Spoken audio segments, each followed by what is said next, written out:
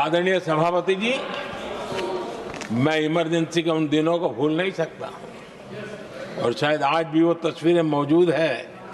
ये जो लोकतंत्र की बातें करते हैं, मानव गरिमा की बातें करते हैं और बड़े बड़े भाषण देने के लिए शौकीन लोग हैं, आपातकाल में जॉर्ज फर्नांडिस समेत देश के महानुभावों को हथकड़ियां पहनाई गई थी, जंजीरों से बांधा गया था।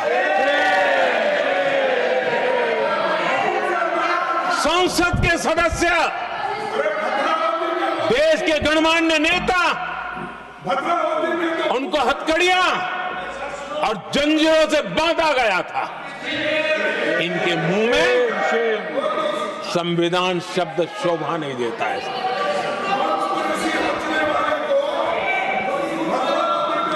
आदरणीय सभापति जी, सत्ता सुख के लिए, शाही परिवार के अहंकार के लिए इस देश के लाखों परिवारों को तबाह कर दिया गया, देश को जेल खाना बना दिया गया।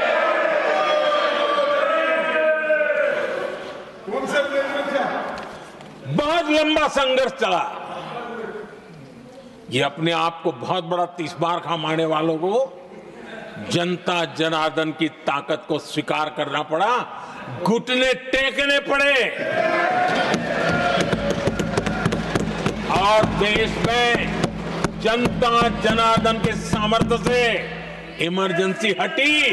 ये भारत के लोगों की रगों में जो लोकतंत्र है ना, उसी का परिणाम था।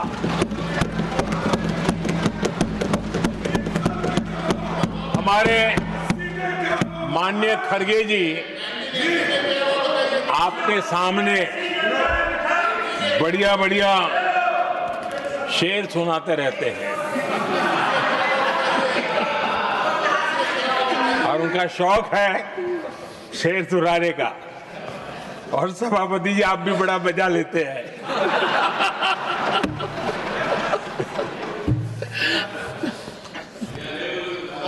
एक शेर मैंने भी कहीं पढ़ा था,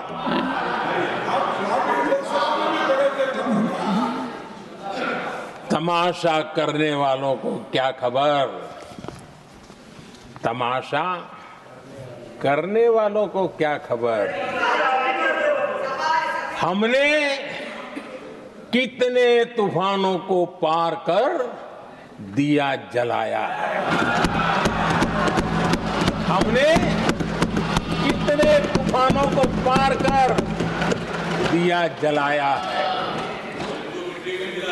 आदरणीय सभापति जी, मैं आदरणीय खड़गे जी वरिष्ठ नेता है और मैं हमेशा सम्मान करता हूँ, और इतना लंबा समय सार्वजनिक जीवन ये छोटी बात नहीं है। और मैं इस देश में चाहे शरद राव हो, चाहे खड़गे जी हो, इन सब का, मैं हमारे देवगौड़ा जी बैठे हैं, ये असामान्य सिद्धियां हैं उनके जीवन की जो उन्होंने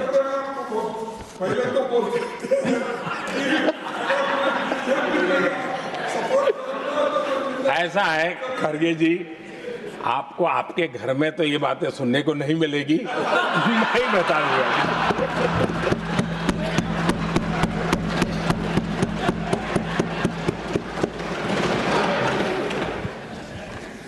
इस बार मैं देख रहा था कि खड़गे जी कविताएं पढ़ रहे थे,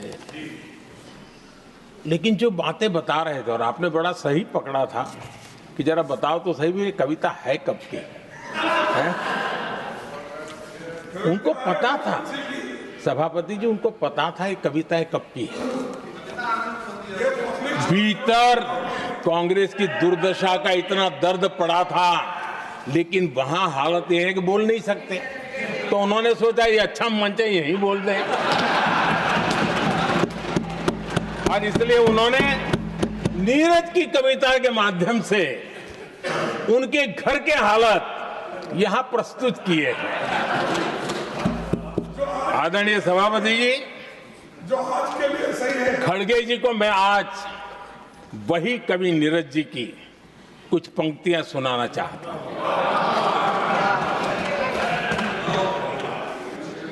कांग्रेस सरकार का जो दौर था उस समय नीरज जी ने ये कविताएं लिखी थी और उसमें उन्होंने कहा था, है बहुत अंधियारा, है बहुत अंधियारा, अब सूरज निकलना चाहिए,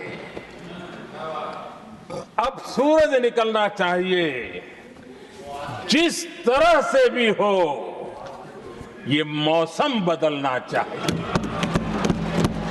जिस तरह से भी हो ये मौसम बदलना चाहिए।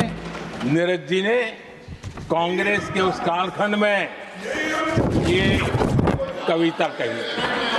1970 में जब कांग्रेस, अरे चारों तरफ कांग्रेस का राज चलता था, उस समय नीरज जी का एक और कविता संग्रह प्रकाशित हुआ था,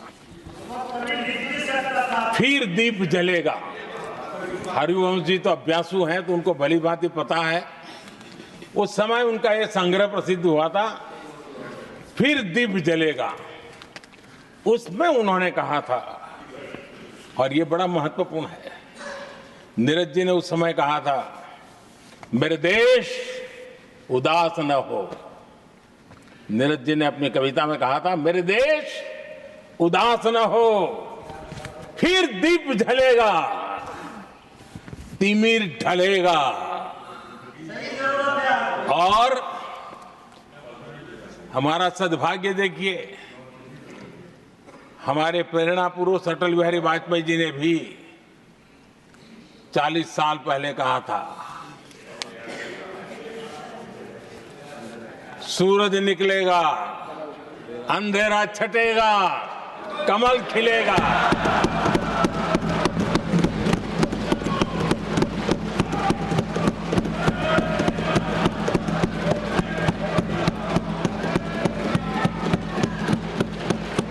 आदरणीय नीरज जी ने कहा था, जब तक कांग्रेस का सूरज चमकता रहा, देश ऐसा ही अंधेरे में रहता रहा।